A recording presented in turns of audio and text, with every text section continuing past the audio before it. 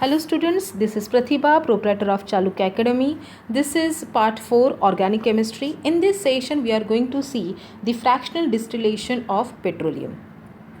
In the last part we have already seen petroleum elaborately, but again we just revise over here.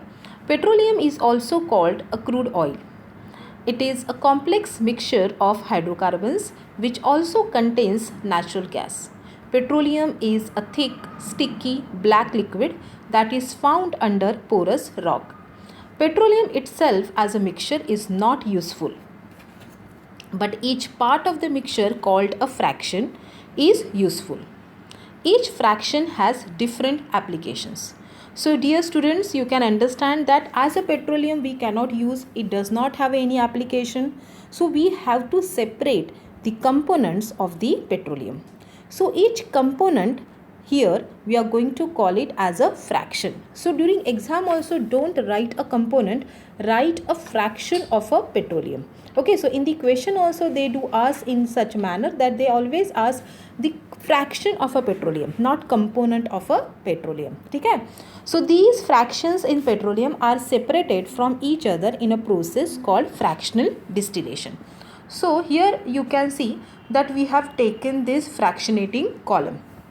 Okay, and here we have separated each fraction of a petroleum. Okay, like fuel oil, diesel, kerosene, gasoline, etc. Now the molecules in each fraction, for example if I am taking an example of kerosene, so the molecules in each fraction have similar properties, like they have a similar physical as well as chemical properties. They have a similar boiling points which depend on the number of carbon atoms in the chain.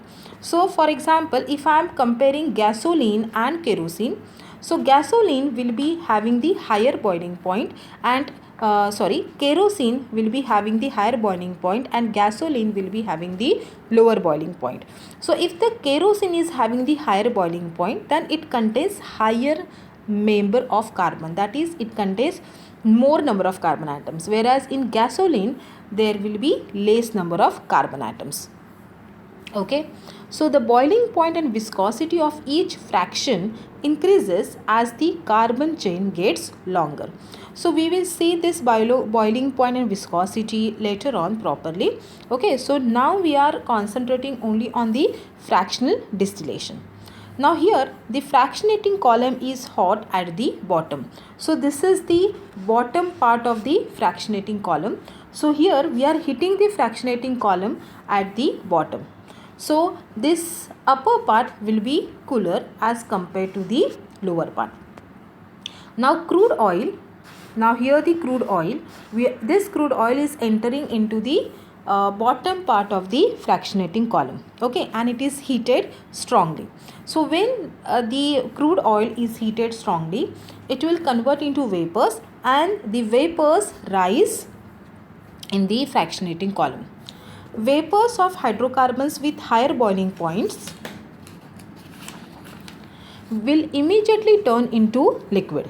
Okay, so for example if I am taking a fuel oil, okay, so you can see here first the fraction which is separating from the fraction distillation or fractionating column, that is a fuel oil. That means fuel oil must be having the higher boiling point. Okay, that's why it is separated out first, or it is distilled out first, will immediately turn into liquid and are tapped off at the bottom of the column. Vapors of hydrocarbons with low boiling point will rise up, like for example diesel is having the lower boiling point as compared to fuel. So diesel will move further. Okay, and at this part it will it will get separated, it will get distilled out. Okay, so the different fractions condense at different heights. So here you can see that different fractions condense at different heights, so that will depend on the boiling point. So the fraction which is distilled out first having the highest boiling point, and the fraction which is distilled out last will be having the lower boiling point. Okay, So the fractions containing bigger hydrocarbons are collected at the lower section of the fractionating column, whereas the fractions containing smaller hydrocarbons are collected at the top of the fractionating column as gases. Now here we have seen that boiling point and viscosity. We have discussed that the boiling point and viscosity of each fraction increases as the carbon atom gets longer. Okay, so here the carbon atom is more and here the carbon atom is less. So in this case less carbon atom and in this case more carbon atom. See, now here we can see bitumen is distilled out first and refinery gases is distilled out last. That means it has a large number of carbon atom and it has a less number of carbon atoms. Okay,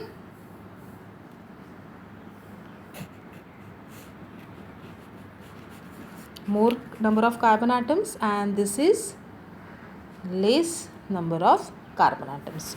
Okay, so the boiling point and viscosity of each fraction increases as the carbon gets longer. It means it has a higher boiling point, so this has a higher boiling point. Okay, so this is high and this is low boiling point, correct?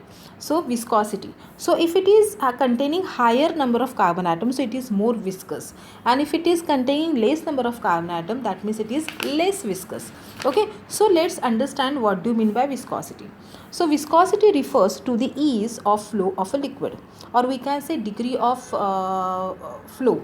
Okay, so high viscosity liquids are thick and flow less easily, and greater the number of carbon atoms, greater will be the viscosity. So bitumen has the greatest viscosity, refinery gases have the less viscosity, so they are in a gaseous state, so they can move faster, whereas bitumen is in a semi solid kind of a liquid, so it is more viscous.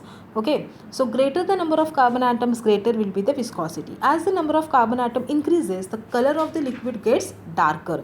So this is in a dark color and this is a light. Okay, so this is a light. So melting point and boiling point. Okay, so as the number of carbon atom increases, melting and boiling point also increases. Okay, so here we have seen that how we can separate the fraction of a petroleum with the help of fractionating column. Okay, now again we are going to discuss about the volatility. Okay, volatility. So here we are discuss about the volatility. So what do you mean by volatility? Volatility refers to the tendency of a substance to vaporize, that how readily they can convert into gaseous state. So as the number of carbon atom increases, volatility decreases. That means here bitumen has a more number of carbon atoms, so it is least volatile. Okay, and when we are talking about a gasoline, the carbon atom is less, therefore it is more volatile. So volatility refers to the tendency of a substance to vaporize. Again I am revising here. As the number of carbon atom increases, volatility decreases. Okay, so now see, here I have given each and every point that what do you mean by fraction. So each, see now here all the points are very very important. You have to be very thorough, and these are the questions will be asked on these topic only. So I have given in a proper way, so please learn this thoroughly and get your full marks. Okay, so each component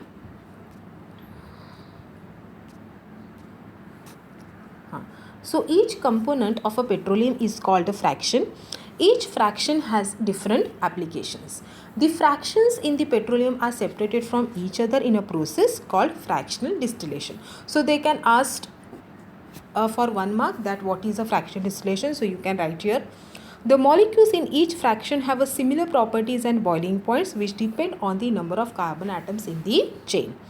Boiling point and viscosity of each fraction increases as the number of carbon atoms, carbon chain gets longer. Next, So in this chart is very very important because the questions based on this chart will be asked in paper 2 mostly and paper 4 also. So this chart is very very important. So here I have given you the uses of each and every fraction of a crude oil.